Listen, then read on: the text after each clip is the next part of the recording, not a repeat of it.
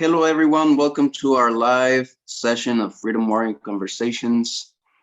Today we are, as always, with Sacred Blue Heron Women, and we will be talking about the corporate machine.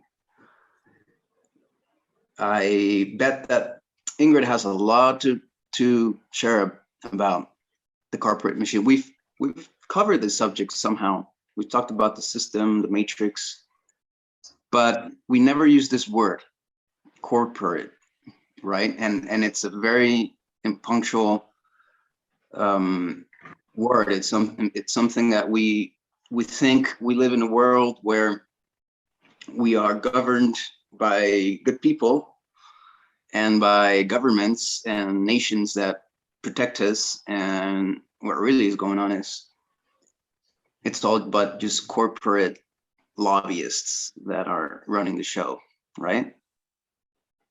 So welcome. It's not just lobbyists, it's corporations, period.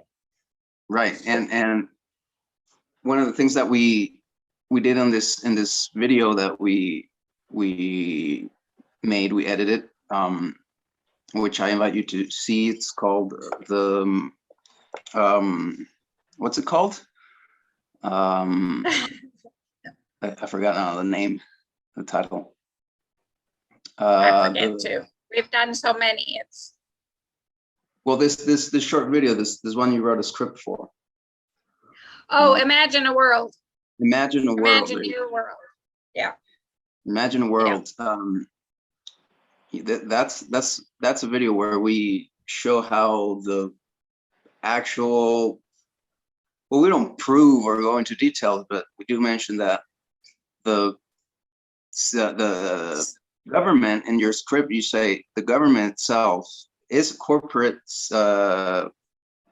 Corporate so in that script, services. I'm talking about the individual person being a corporation. Now we're going to talk about the whole system called the corporate world. This is not just about our individual strawman corporations.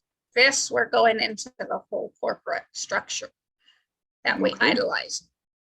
Yeah, or that we ignore. It's corporate. We think, or that we ignore. Exactly. We think it's the government. It's we the people.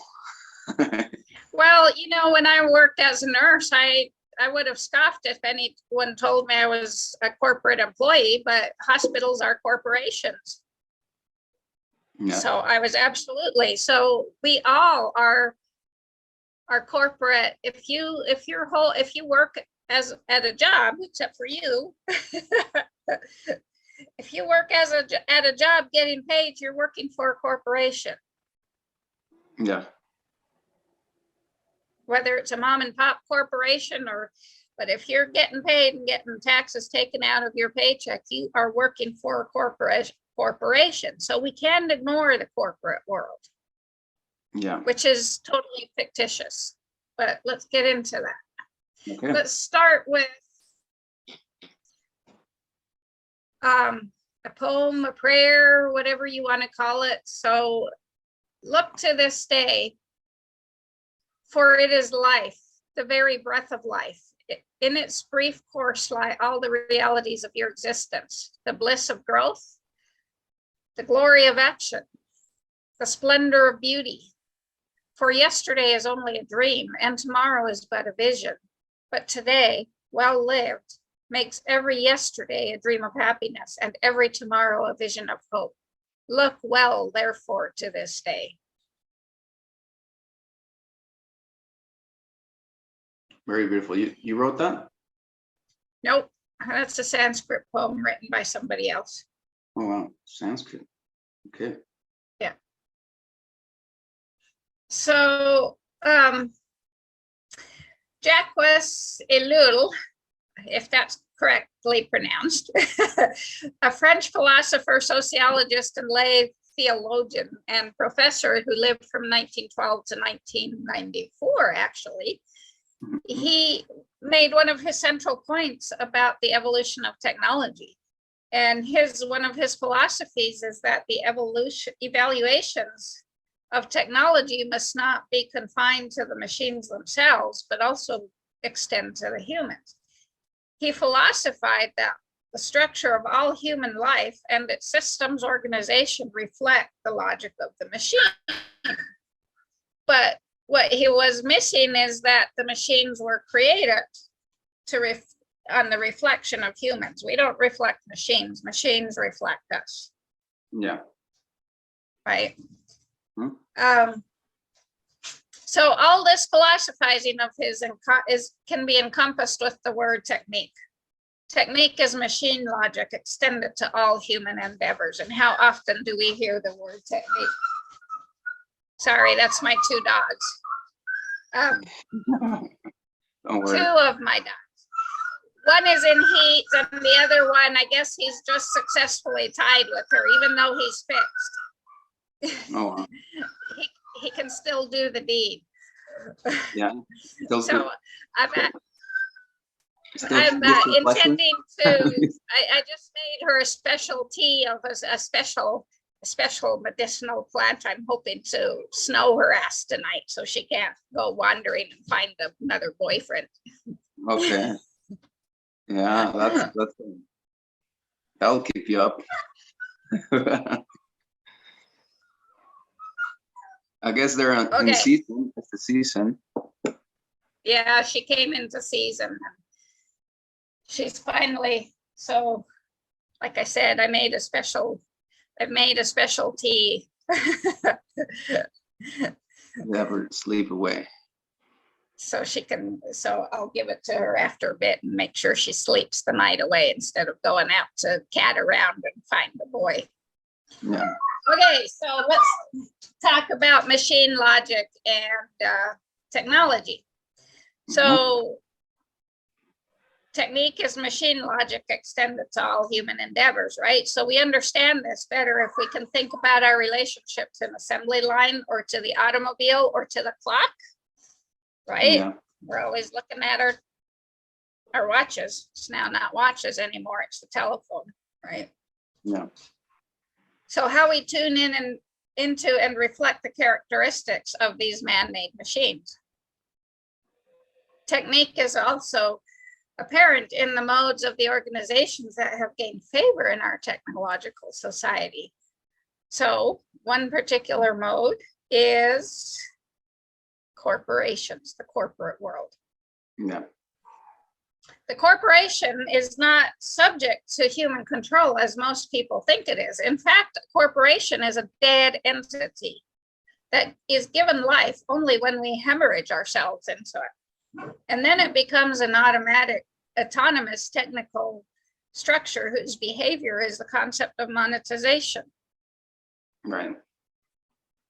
So given how these dead, on paper only entities suck our life force and affect technical change, it's really surprising how little attention we pay them and how much of our power we hemorrhage to them. Jazzy, be quiet.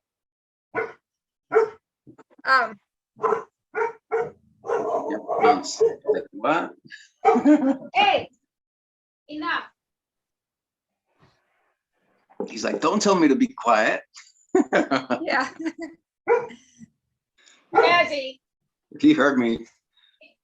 Let me put her out.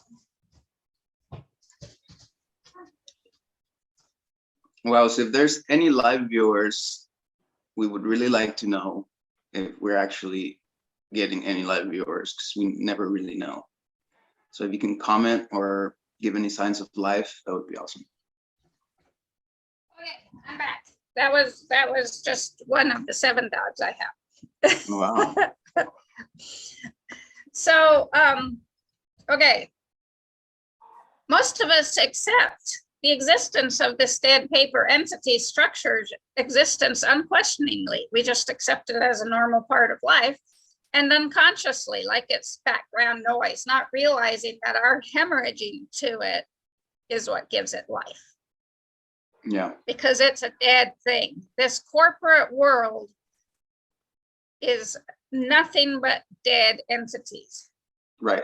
Now, somebody would say, and it's pretty interesting. I listened to this news presenter that's liberal, and it's the only one that is brave enough to tell things as they are. But he still, I mean, in the discourse against communism and statism, which is obviously what we're going towards today, more and more state control, more and more regulation. He defends capitalism, and he says, well, the capitalism is what creates things. Look at our history. We've spawned all of this life or whatever, all of this technology, all of this product, all of this quality of life, thanks to the free market, thanks to capitalism. And yeah, I guess I just want to. But what he doesn't realize is that capitalism and corporations run on the 10 commandments of communism. So it's not that we're going towards communism. We've been living in communism for a very long time. And in this Just type of getting more and more blatant statist communism, because then you will find people that will challenge the word and say, well, we're not in, this is not communism. Communism is a good thing that we've never had. Well, yeah, we're absolutely communism. And I can't lay my hands on the right now, but next week maybe I can cite the 10 commandments of communism that show how we have been functioning in a communism for years, upon years, upon years. So what I would say about all this is that free market is good, right? The freedom is good. Being able to. It's still communism because it's all about profit. So let's continue on. Most of us don't see the bad corporations which constitute this quote free market.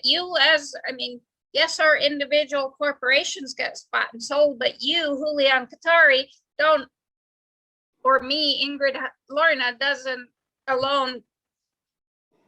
Well, it's not a free market. We don't sell stocks and shares of ourselves. Somebody else does that through our straw man.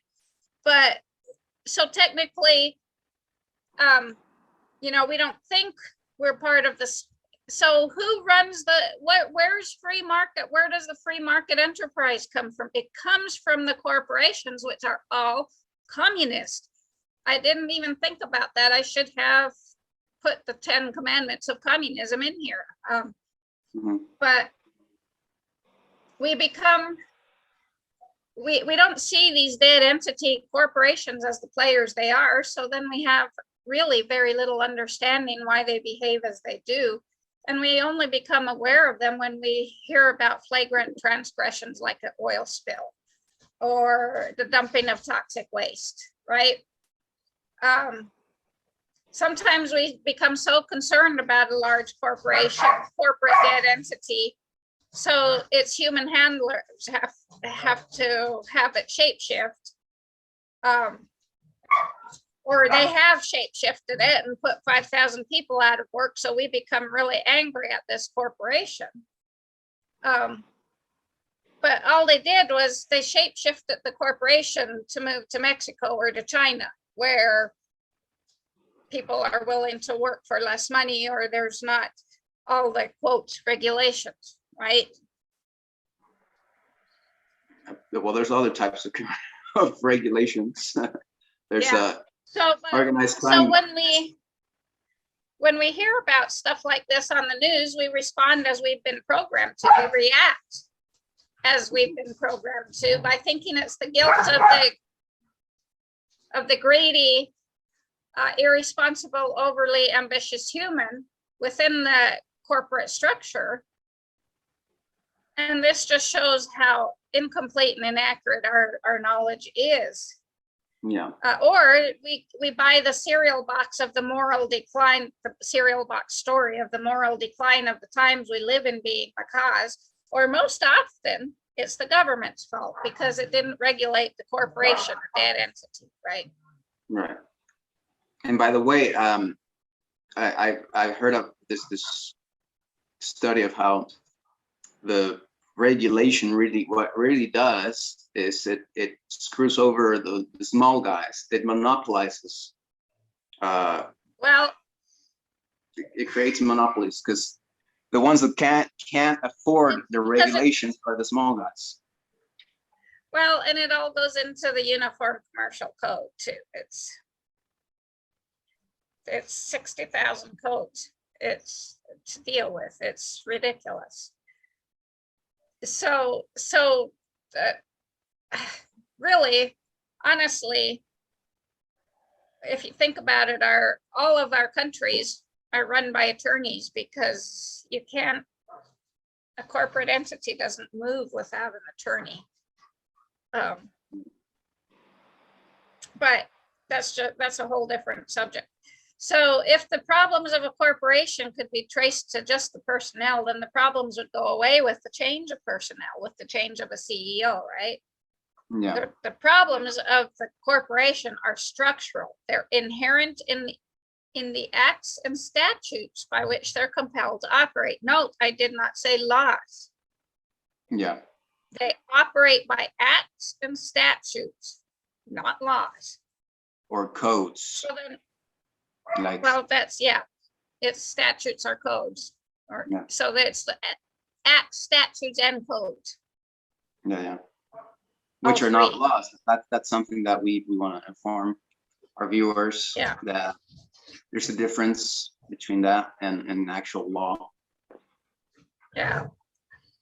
Yeah.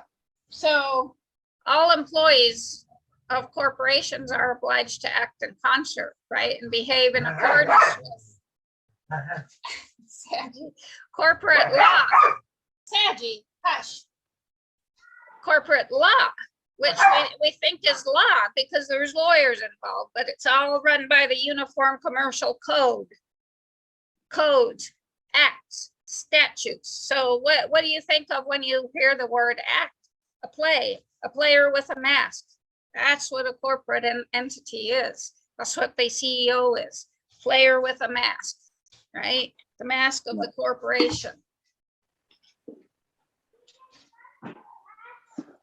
If a human employed by the corporation revolted, the CEO of the non-living entity would just throw that worker out and replace it with another.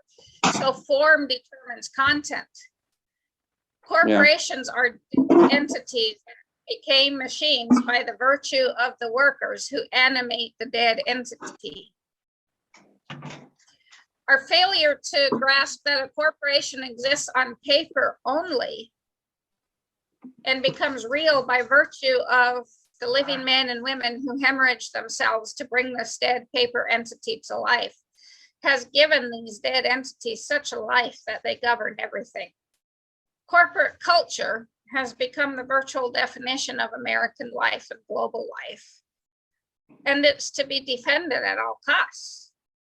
So living on this continent we call North America, we find scarcely a moment when we're not in contact with a corporation, the dead entity, or its manifestation. Yeah. So governments are also corporations, right? Yes, they are. They're not governments, they're corporations. They're bought and sold on the stock market. And one example of private corporations is how we saw, and we have a very clear example of this, which is what happened in 2020, where every single country in the world followed the new normality agenda, the 2030 agenda. So everybody is a player in whatever the top corporations are wanting to do, what the pharmaceutical companies are wanting to do, to what the, and you know, like here in Mexico, we have a president that apparently is good, right? And apparently is for the people. And he's a very good demagogue, very capable of deceiving people into believing that we are not, that the interest of the government is the people and not the corporations, right? That's what he stands for. That's why people voted for him. Well, think about the title. When he was just recently given an award by the World Health Organization because of his handling of the health situation, not only with the recent ID-19 situation, but he just a few days ago he prohibited vapors, e-cigarettes, contrary to what initially he said, which is what should be is non-prohibition, no regulation, right? He said it's forbidden to forbid. That's what, when he came into government, that's what he said. I'm not here to forbid anything, right? Which is good, which is what you would want to hear. But then he's going against what he said initially, and he's doing exactly the opposite of what he said initially. And the WHO just gave him an award. So whoever's thinking that the government is, I mean, all they're getting is being played. They're just being played. Well, and they're all corporations. Even the WHO is a corporation. Exactly. Private so everybody just listen to corporations, and this is just so hard to get into people's head that everything is a corporation. Exactly. So when the president of Mexico makes this law, the only people affected by it are the people who work for his corporation. The country of Mexico is a corporation. It doesn't exist out. It affects only the employees of the corporation. Do you work for the country of Mexico? Well, I'm the exception, but everybody else is. No. Even if you had a job, do you work for the country of Mexico? Does your mother work for the country of Mexico? No, she doesn't. She works for whatever corporation she works for. So therefore, the government of Mexico, which is actually the country of Mexico, has no control over her. He cannot forbid her to vape or anyone else, because she or anyone else is not an employee of that corporation. And that's what we don't get is the police. That's okay. That's something you have to explain. Enforcers, they also work for that. So one question, when there's enough of us that are getting this, we can start asking the police when they stop us. Oh, by the way, do you have my paycheck? Where's my paycheck? If you think you can govern me, you better hand me a paycheck first, because I don't work for your corporation. Right. That's something that needs to be explained calmly and in detail, because it's just so challenging to understand. It's a really advanced law concept. It's really understanding. I mean, not even lawyers really understand this. Oh, well, they all work for the City of London. So the Bar Association is the British something registry. They all work for the City of London. They're all part of this. This is why I said it's unknowingly up against the attorneys and the bankers. 90% of them probably don't recognize. They think they're actually practicing law, but they're not. They're working for the Uniform Commercial Code, which is governed by the Club of Rome, the Vatican, and the City of London, which are the bankers, and then the third crown, which is Washington, D.C., the military industrial complex. But none of these corporations have governance outside their little, outside their little area. We just believe they do. So we've allowed them to take over our lives. This is why I wanted to talk about the corporate machine. And this is the very big change that comes about when you actually understand this, and you understand that you are the one complying with this corporate agreement, that you think it's the law, and that when you think you're acting morally or immorally when you're acting against or with this corporate world.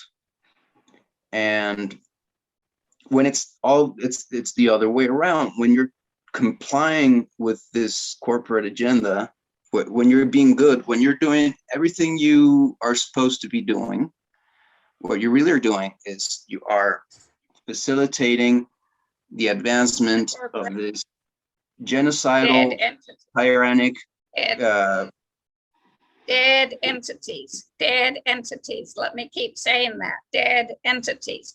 They're dead entities. As soon as we stop giving them energy, they will go away. Yeah. So, and this has to begin by individuals, because yes, everybody's going to wait.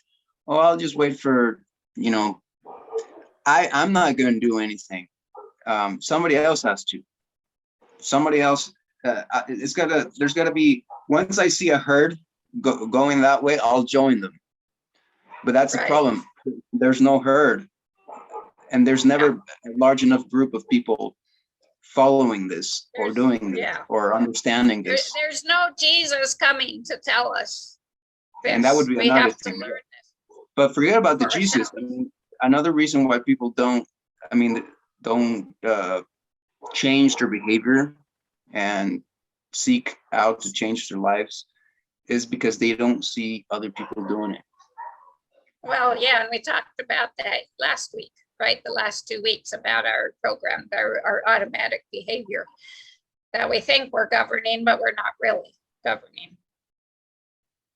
So whoever listens to this probably is working for a corporation and having their daily schedule determined by corporate needs, and they're addressing and behaving according to these corporate concepts, interacting with machines by which the dead entity accomplishes its tasks. So the day is spent living within corporate rhythms, the rhythm of a dead nothing. I'd like to say that again, the rhythm of a dead nothing. So maybe you aren't employed by a big corporation. Did you incorporate yourself as a business? This isn't addressed to you. This is whoever is listening. Did you incorporate yourself as a business? You're now a corporation. You're now a dead nothing. Right now you're bound by survival inside of the economic world, and that will shape every single thing that you do, and will drive any individuality, any life, any real good that it might be in whatever you're doing or producing is going to be taken out, because the only logic is debt logic, is making money logic. Yeah, so and even if a person hasn't incorporated themselves and created a business, the building you live in was probably created by a dead entity, as were your furniture, your appliances, your clothes, your perfume, your toothbrush and toothpaste, feminine products. What else can I say? The food, everything is created by a dead entity, marketed by a dead entity. Corporate advertising is the dominant educational institution in North America, really the whole globe, and most especially in the realm of what we call lifestyle. Right? Another cliche term. Yeah, consumer lifestyle. So because a corporation is a dead entity brought to life by concepts that we'll discuss, no corporate manager, CEO, could ever place living human community welfare over corporate interest. U.S. corporate statute, Uniform Commercial Code, dictated by the Uniform Commercial Code, owned by the Club of Rome, and the USA and every other country pays the Club of Rome $260,000 a year to be part of the Uniform Commercial Code. Holds that management of publicly held companies must act primarily in the economic interests of the shareholders. So managers, CEOs, chief financial officers are legally, and this word is accurate for the Uniform Commercial Code, are legally obliged to ignore the living community welfare. And corporate managers, CEOs, chief financial officers, anyone up in the big offices must also deny that corporate acts have negative impact of any kind. A corporation is not a person. It does not have feelings, and it's not even a thing. It exists on paper only. It may have offices and the factory or products, but it has no physical existence or form, no corporality. This right here, my body is a corpus, a corporality, right? A corporation doesn't have that. Just because it has offices doesn't give it corporality. So when conditions in it, go ahead. I was going to say, yeah, about everything what you're saying here made me think that once upon a time there were actual kings, and even if you can criticize feudalism, this kingdoms had some type of personality in them, where that the king was actually the one that kind of took things one way or the other. But right. I mean, and somehow they were alive, even if you can criticize that they were imperialistic or right. whatever. I mean, they were the precursor to this. However, we go back to a talk we had on the story of our kind of the story where we started in Britain. And if you remember right, it was King Henry, I think King Henry VIII or somebody like that, was given by papal bull the authority to invade Ireland, who was doing just what fine on its own, right? But Ireland had all these lairds and their castles with their right, and so the law was dependent on the laird. So yes, it had personality because it was dependent on the landowner. Yeah, and the king could be good, he could be not so good. So the laird, right? So the laird could be good. So we're talking about the laird, the feudal system. So King Henry rolls in and says, well, y'all, so so some people were complaining, well, those people over there for that laird and that laird's employee or clan have it better than my clan. So why can't I have this? So this is where we had the start of the Uniform Commercial Code, called common law. We all think common law is wonderful. It's not.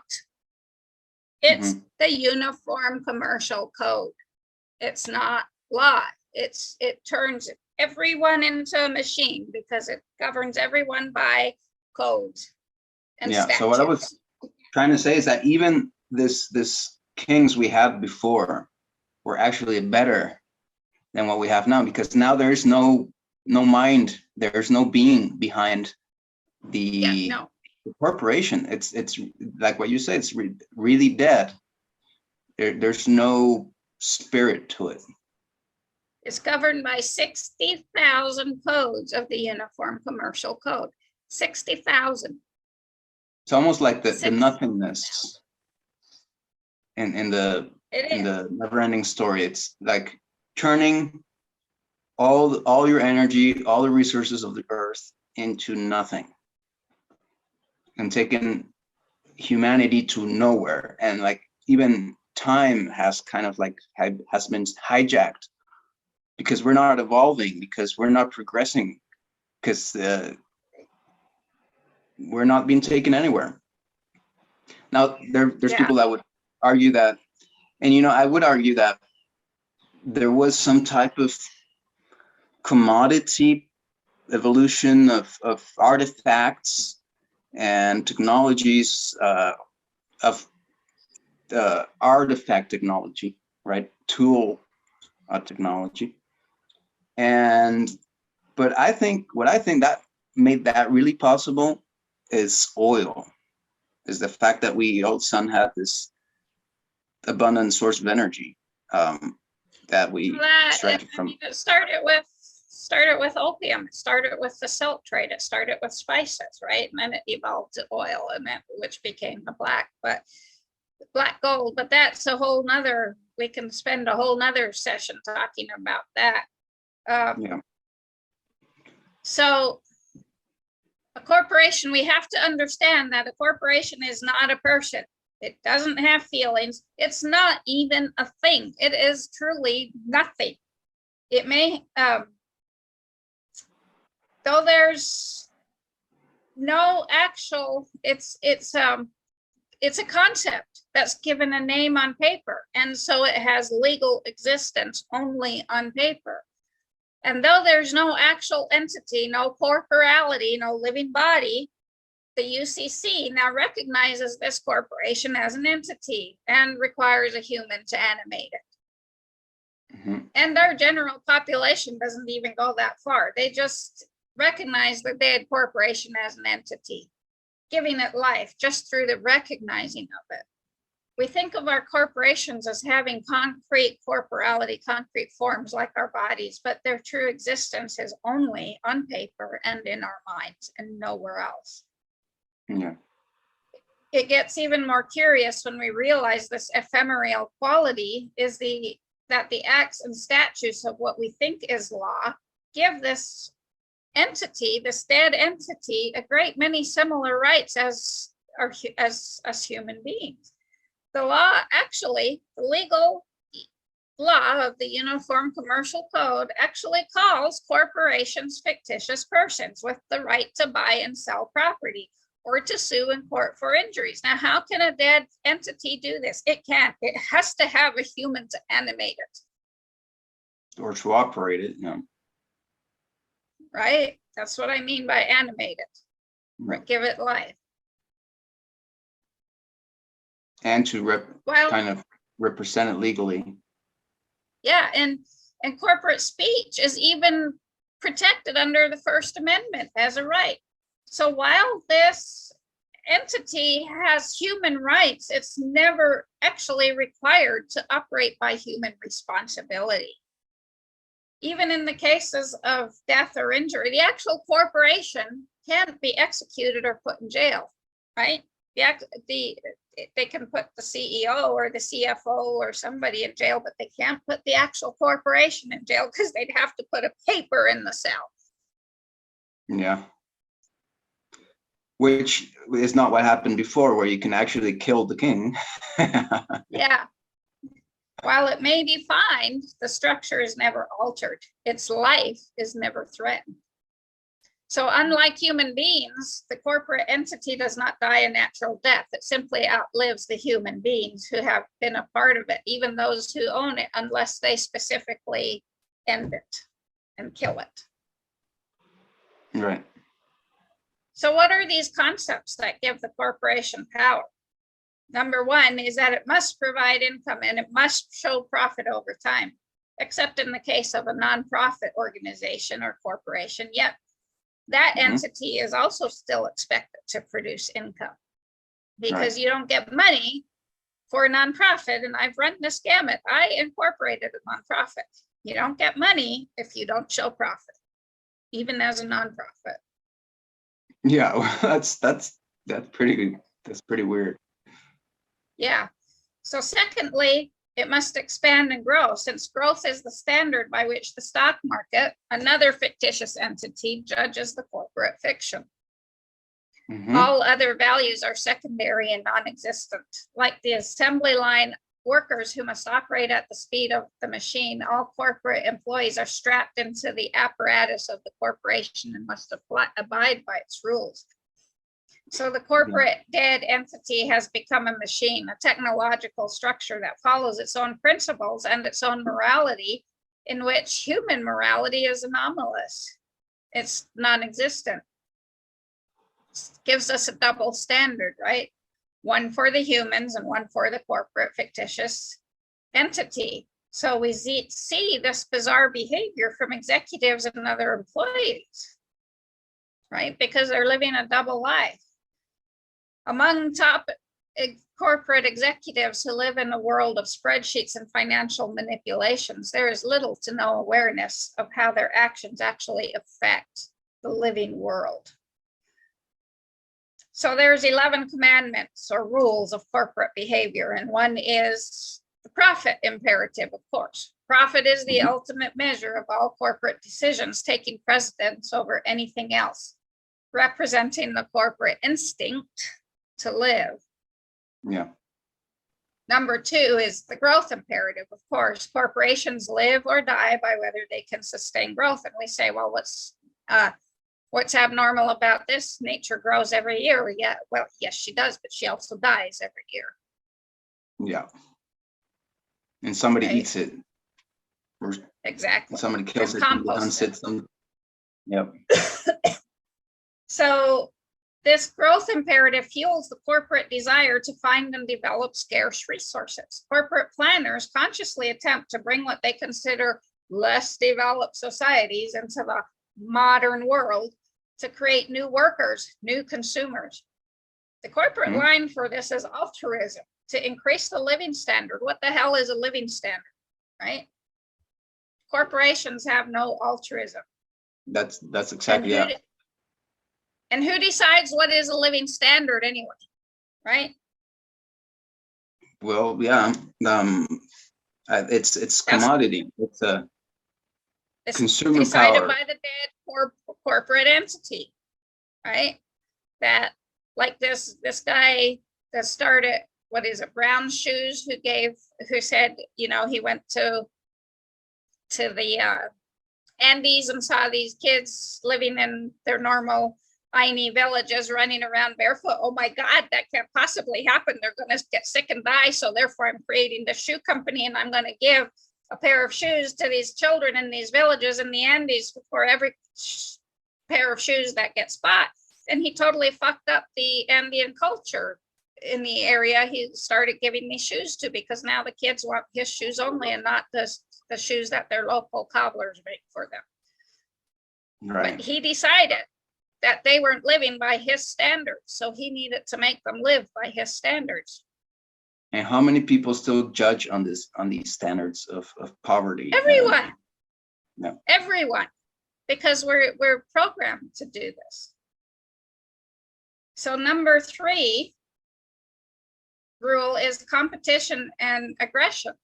On one hand, they require a high degree of cooperation within the management.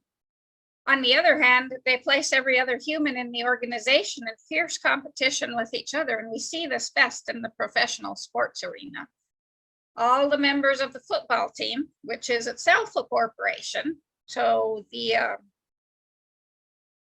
Seattle Seahawks football team, that's a corporation. That's a corporate entity.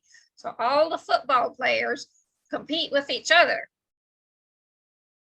Yet they all must cooperate to defeat the opposing team they're going to play. So this corporate athletic ideology holds that competition improves worker incentive and corporate performance.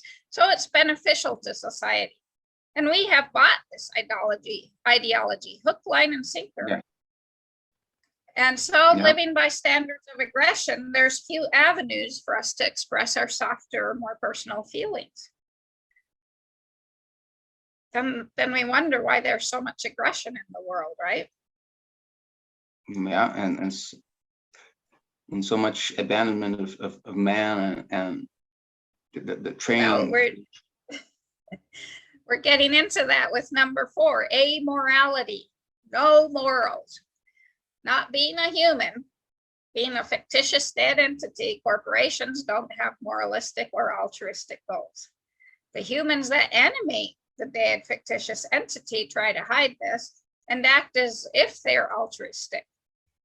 The only community goals that are interesting to corporation are the ones that serve it and itself only. Oh, and its shareholders, if it's sold on the stock market.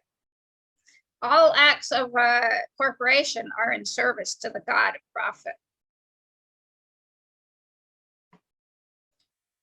And that creates all the problems in the world. And then you have these NGOs and these nonprofits that apparently are moral, apparently are trying to solve something. And we just don't see that we think it's natural. Oh, just life has all these problems, you know? Yeah, and we've created problems. And that exactly, that those problems are supported by us. We every day vote and work for those problems, and Yes, yet we do. We complain about them. We finance them. Yeah, we buy them. Exactly. Exactly. It's so ridiculous when you stop and think about it. So commandment number 5 is hierarchy. Corporate acts and statutes and codes require that corporations be structured into classes of superior and subordinates within a centralized pyramidal structure. The effect this has had on us and programmed us to believe that the world exists in a pecking order. You don't see a pecking order in nature. Yes, say in a wolf pack, there's an alpha female or an alpha male, but they don't dominate, right? They kind of provide the leadership. In a dolphin pack, the alpha female or alpha male changes every so often. So everyone gets the opportunity to lead. Right. Right. My goat herd, one of my bucks has established himself as the alpha male. He's the only one that breeds ladies, but yet my other buck is fully existent within the herd, has just as much entity as the alpha male buck. Right. It's just the one has established himself as the breeder only. Mm-hmm. So there's not hierarchy, but we believe that hierarchy is the only way to go. The effective non-hierarchical modes of systems on our planet that have been successful for millennia are hardly known by the vast majority of us. Yeah. Or acknowledged if they're known. So commandment number 6. Quantification, linearity, and segmentation.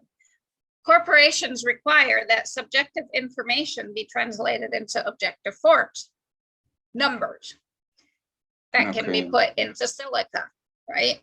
This excludes from decision-making anything that doesn't translate into a number. Forests are evaluated as board feet. Automobile manufacturers evaluate safety by a tolerable number of deaths. Yeah. And that's what we're saying. We're okay with that. Everybody is measuring the numbers. Everybody's going by the numbers. Yep. Which is the inheritance from the corporate thinking, machine thinking. So let's say a corporation is asked to clean up their smokestack emissions. They simply lobby, here's your lobbyists, to relax the new standards so they can contain their costs, their numbers. The result is that a predictable number of humans and tolerable number of humans are expected to become sick and die. And they're okay with this. So the corporate entity can go on. The corporate standard is not as safe as humanly possible, but as safe as possible, commensurate with maintaining profit at all costs. Corporate commandment number 7 is that of dehumanizations. The human dehumanization. The humans that animate a corporation make the top honchos that animate the corporation make a conscious effort to depersonalize. Employees are viewed as ciphers, as cogs in the wheel, replaceable by others or as machines. So what do we have to depersonalize it? We have the human resources department, right? Yeah. It's like the tree resources department or the stone resources department. Same thing. But we're okay with this, right? Because we think HR looks out for us, but you bullshit. Corporate commandment number 8, exploitation. All corporate profit is obtained by one simple formula. Profit equals the difference between the amount paid to an employee and the economic value of the employee's output, and or the difference paid for between the amount paid for raw materials used in the production and then the ultimate sales value of the processed materials. So profit is based on underpayment to the person who gave them the raw materials, who sold them the raw materials, to the employee who creates the product. To everyone, underpayment to everyone except the top. This is called usury, exploitation. Yeah. Corporate commandment number 9 is that of ephemerality, EPHEMERALITY. Corporations exist beyond time and space because they exist only on paper. They don't die a natural death, and they outlive their creator, having no commitment to locale, employees, or neighbors. The traditional ideal of community engagement is antithetical to corporate behavior. Right. And corporate commandment number 10 is to be in direct opposition to nature. So we claim to love nature, but yet corporate societies are intrinsically committed to intervening and altering and transforming nature into something saleable.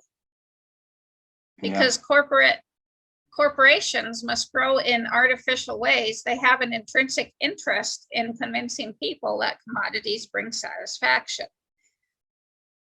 Exactly. So we think nature is uncomfortable and undesirable. Yeah. So corporate commandment number 11, and this is the last one, is that of homogenization. Okay. Developed country rhetoric claims that commodity society delivers greater choices and diversity. But choice means product choices, right? Choices in the marketplace, many brands to choose from, and supposedly diverse features on identical products. It's just Nike tennis shoes versus Adidas. They're still tennis shoes, right?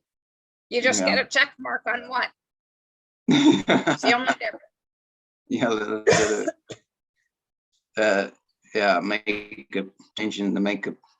Same person, just changes the. Yeah. Same thing.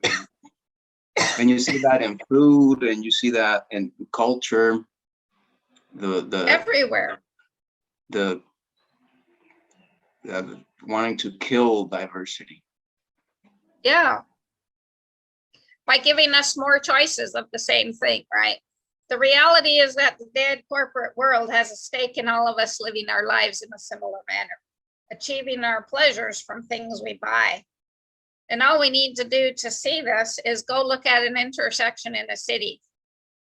In Tulsa, for example, you'll find the exact same intersection in Oklahoma City. You'll find the exact same intersection in Mexico City. Yeah. You won't even know you changed countries. You won't know you changed states, much less countries, because you're going to see the same thing, the same corporate gas stations, stores, whatever. Right. And that's why you have these, here they call them NORM, like norms, which are like standard industry codes, where you have all, like, if you're gonna make shoes, what are the codes for shoes, right? Yeah, well, that's homogenization right there. You're giving us a classic example of homogenization. Yeah. So you doesn't can't require any thought. So that's that homogenization. We think it's the standardization of quality. Is the if you don't meet those requirements, you're not having a quality product. But quality has nothing to do with standardization. But we think it does, but it doesn't. Yeah. What's quality? Yeah. Well, where do you get these? Where do these corporate principles come from? What do you call them? Corporate laws? Corporate, the 11 commandments. Commandments. Okay. Yeah, commandments. Are they like? They've grown. They've developed over time as the corporate world became. They were developed by the City of London, the lawyers. Okay. Who developed the Uniform Commercial Code. So it's kind of like it's not something that they actually teach inside of the corporations, right? It's something that you can analyze from outside of it. The fact that they meet these 11 commandments. Yeah, no, I just was in an MBA and they didn't teach this at all. They just taught us how to be corporate monkeys, but they didn't teach this part of monkey jungle gym. at all. But that's all totally correct, everything that you mentioned there in the commandments. And someone might say, well, that's not true because corporations seek their ideal avatar segment of the market. Mm-hmm. Yeah, all corporations seek an identical economic, cultural, and social vision and seek to accelerate society's acceptance of that vision. Yeah. Okay. So traditional Aini reciprocity villages are not good for business. The small nuclear family that we so praise is far better for maintaining corporate commodity society than an Aini village. Why? Because each nuclear family lives alone in its single family home, and it has the same machine. Every house on the block has the same machine, maybe in a different color, maybe with a check mark, as opposed to what's Adidas, right? The three leaves, right? Like a It's all color, right? Color and branding, right? But it's exactly the same thing. So the singles phenomenon has proved even more productive because each single person now needs the same machines and products that a family does. Whereas before, the whole village had one machine, right? The whole village had one lawnmower. The whole village had one washing machine. Yeah. So now everybody has their own cell phone. Even every single kid, not just a cell phone, a tablet, a watch, right? That's what came about with the 2019 operation. Is they forced every single, and I myself, I'm not able to actually give them, my kids are like, Dad, can I get a tablet? And I'm like, you think I can't afford that? I can't. And my daughter's like, well, I need it for school. It's like, wow. So one year to the other, every single kid now has to have. There's a purpose behind that. Yeah, there's a purpose behind that. That's what we've got to understand. It's not for the good of the kid, it's for the good of the corporation. The corporation, yep. But yeah, but go tell the mother that, and see what she responds.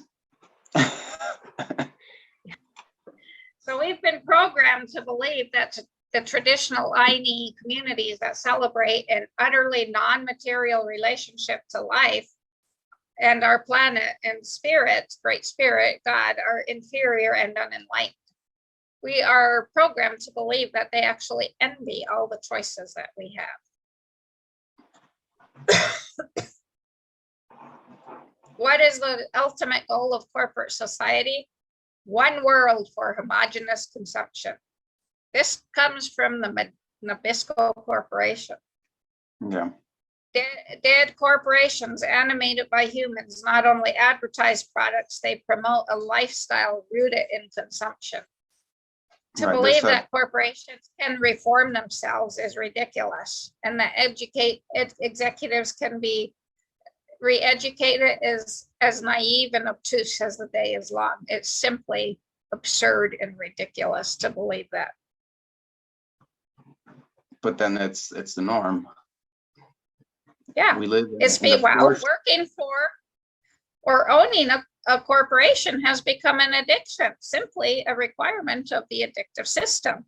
And I was on that track for a while. I really, really wanted to turn BWD Ranch into a limited liability corporation. I didn't understand. I thought that was a goal to be aspired to. That's how we've been programmed, right? So we've got to look at this and realize that nothing in and of itself is addictive. It only becomes addictive when it becomes so central in one's life that one feels life is not possible without it. So corporations function as the addictive substance in the lives of many of us. I couldn't imagine life outside of the hospital till I actually stopped working at the hospital. And now you couldn't pay me to go back. Right, yeah.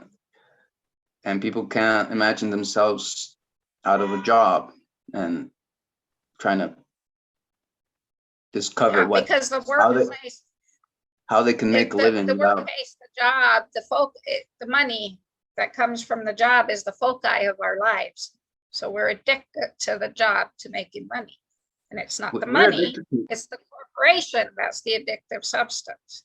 to the comfort of not having to figure it out, and not having to heal, and not having to solve anything, and just Yeah. stay as we are. That's our addiction. Yeah, Just, in status which we, quo. which we call the comfort zone. And Yeah, but then well, this comfort zone is, it's really interesting, because when you get out of it, you realize that it wasn't comfortable at all, that you were actually suffering in there. yeah, exactly, exactly. So, But so then we don't how want does to a get out of that. corporation, I know, exactly, it's so stupid, right? How does a corporation function as an addictive substance? Through the promises it makes and holds out to every employee. The purpose of the promise is to take one out of the here and now, right? The process fosters looking outside the self for answers, security, and the sense of worth. It holds out a lot of promises for us. It promises that we'll get ahead in life. It promises benefits, money, power, and influence. If you live up to what the corporation promotes, you may even be liked and belong as a family member of the corporation. Yeah, right. All of the promises of a corporation are linked to the promises of society: power, influence, and money. These things define us as living a good life: power, influence, and money. The promise of a good life keeps us actively focused on the future, in the belief that things aren't good now. Mhm. So rather than acknowledging how stuck we feel, we simply look forward to the weekend, to the vacation we're going to take, to retirement, to the boat we're going to own next year, to the bigger house we're going to move into, not realizing that when we move into that bigger house or buy that bigger boat, we're going to have a bigger payment. So that means we just have to work more hours, and then we're not going to be able to enjoy the boat or the house because we're working so much. Yeah. Some corporations promise things that people long for in their families and never got, like recognition, approval, the development of social skills, and caring. We are one big happy family is the tagline of many, many, many corporations, probably 99.9% of them. Another area we see the promise operating is in the mission and goals of the corporation. All corporations have a mission, their public statement for why they exist. So presumably, if you're an employee, you're part of this grand mission, and their mission statements are grand, right?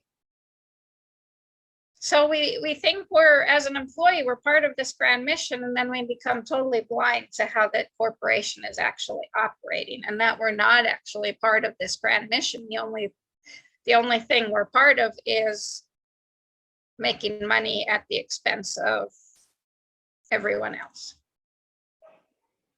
Mm-hmm. So while the corporation becomes the addictive substance, it's also an addict, because without humans to animate it, it has no life. So it needs us to keep, and it finds its way, since it's got the money, and everybody wants that because it's the only way you can live. Money is what makes the world go round. What we believe, what it's the only way to eat. All right, what am I going to eat if I don't have money? Yeah, well, because we have no connection anymore to what we eat. So that brings me to what we'll talk about next week. Well, I was thinking about this. We're going to go into initiation by, let me see here. What did I call it?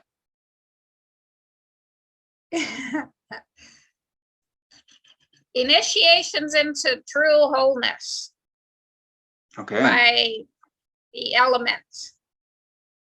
So we're going to talk about that, and then we're in the next week after that, we'll go into the earth element again and take a deeper look at it than we did before, because right now we're in the neck, in the hallway, so to speak, between spring and summer. So we're bringing in the earth element again. So we're earthwood. If you're born between now and June 21, you're an earthwood nature. If you're born in the 18 days after June 21, you're earth fire. So we'll look at earth again. We'll look at wood again, maybe a little bit. And then we'll talk about the summer solstice. And then we'll have what, 4 or 5 weeks after that, we'll go into the fire element. Okay. I like the initiation. Yeah, well, because we're initiated by the elements. And people need to be initiated into, because, okay, so what we've done in many of our shows is, and what a lot of people do is criticize, analyze the problem, which, by the way, I believe you and here we kind of go beyond what most analysts are willing to go. But then there comes a solution, right? And so somebody willing to initiate themselves into the solution, that's what it's really about. There's not much choice about initiation. You can either say no or yes. And if you say no, the demons, have free reign to play havoc with you. Yeah. You're going to be initiated. But at you least can choose to recognize the initiation, or you can totally turn a blind eye, and then your body gets composted. That's the simple fact of life. Yeah. And I would say people's lives are already composted. They're already kind of lifeless, Oh yeah. The vast majority of our human earth travelers are zombies. Their soul is somewhere else. They were never allowed, and I think that it comes from their soul is still connected to source. It's just they've separated themselves from their soul. But it's like they never really allowed themselves to be their soul, because they gotta they never the laws, and they gotta stay with the plan, and right, never allowed the connection. Cool. You want to shout, you want to jump around, you want to do something, and you're told, don't do that, sit down. You're grounded from the beginning. Yeah. So we will begin this. I was trying to see it as you facilitating this initiation. Somehow we are facilitating this initiation, and we're facilitating an awareness of the initiation. Okay.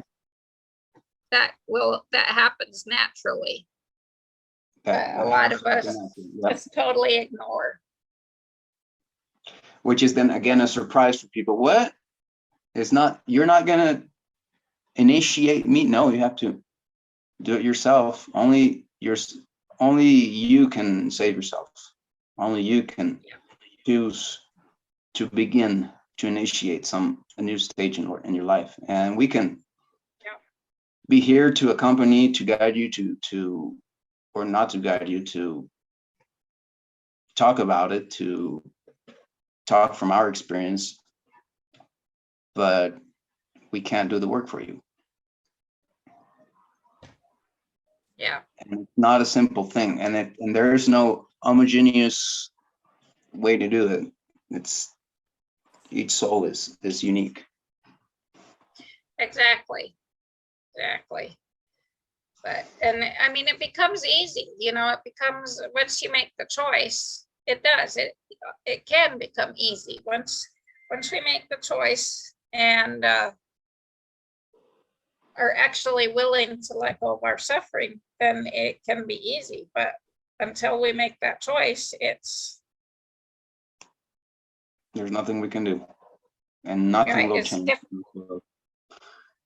Okay, so let's invite people for next week to the initiation to the water.